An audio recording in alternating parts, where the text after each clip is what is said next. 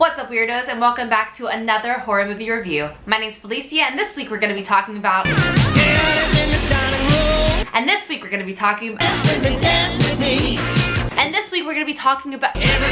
got something to do. Everybody but you. This week we're going to be talking about Night Train to Terror, the 1985 film. And just to be totally clear, this review is full of spoilers, so if you really need to watch the movie first, pause me, go watch it, and come back. I will say I unfortunately started this movie with a little bit of disappointment. I saw the name Cameron Mitchell and immediately thought John Cameron Mitchell, aka Hedwig, and unfortunately it was this Cameron Mitchell who did a fine job but was just not as exciting to me. I'll go ahead and say right off the bat, this is one of the most confusing films I've ever seen in my entire life. With a quick Google search though, it's pretty clear why. Night Train to Terror is actually comprised of 3 different horror movies, all filmed in different years, that are sort of compiled together to make this one Franken movie, if you will. The first shot opens on, you guessed it, a train. But what you might not have guessed is there's a very 80s pop rock band performing on the train to no one but themselves. We're pretty quickly directed into a cabin where you meet our narrators, God and Satan. Throughout this film, you're basically watching them decide the fate of 3 individuals, whether they're gonna go to heaven, purgatory, or hell. The first person they talk about is the case of Henry Billings. Now this section of the film was taken from the movie Scream Your Head Off from 1981. Henry is basically hypnotized to kidnap mostly women, bring them back to this asylum where they are then tortured and cut up and their organs sold on the black market. One moment from this section I really liked was this very Brad and Janet a la Rocky Horror Picture Show moment. We'll have to have a phone here they'll let us use. Sorry to bother you this time of night, but we're lost. Do you have a phone we could use? And then instead of becoming sex slaves, they're just brutally murdered. Something that I couldn't help but notice about this section of the film is the amount of boobs. I could not believe the amount of boobs I saw in this. I have never seen so many boobs in my entire life. Literally the entire section of the film was just like boobs, boobs, boobs, boobs, boobs, boobs. The death scene I really enjoyed in this section was the decapitation.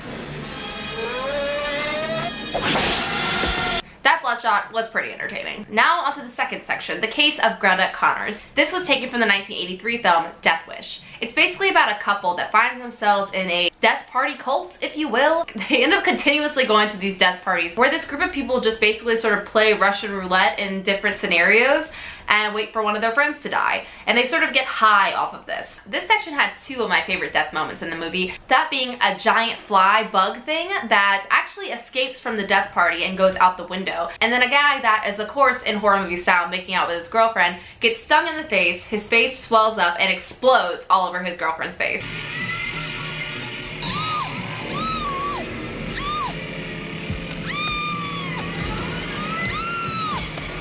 Pretty good.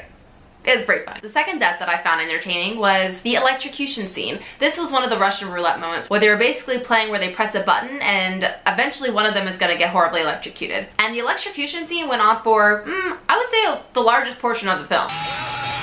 But the final shot of him fully electrocuted was pretty good. And for the time this movie was made, I was pretty impressed with the special effects of that electrocution scene. The last section of this movie follows Claire Hansen, and this is taken from the 1980 film Cataclysm. Now, by this point in the movie, I really felt like I had seen it all. Decapitation, bugs, Satan, 80s music. But as soon as this third section started, wow, wow, wow, here come the Nazis. And at this point, I was just sitting watching the movie just being like, how many more things can we have? So basically this devil slash maybe apprentice of the devil has come to Earth to destroy all of mankind. Thus, he became a Nazi, and eventually he's not a Nazi anymore, but he doesn't age because he's the devil, and also has very intense eyebrows. This section had maybe one good gore moment, but wasn't really that exciting to me, and by this point of the film I was getting a little tired. This last section also breaks away from the other parts of the film and has some random stop motion animation that does not look good and is not really well edited into the film. Also, did I mention that they pop in this 80s music video about 20 times during the film? Everybody's got something to do. Everybody but you.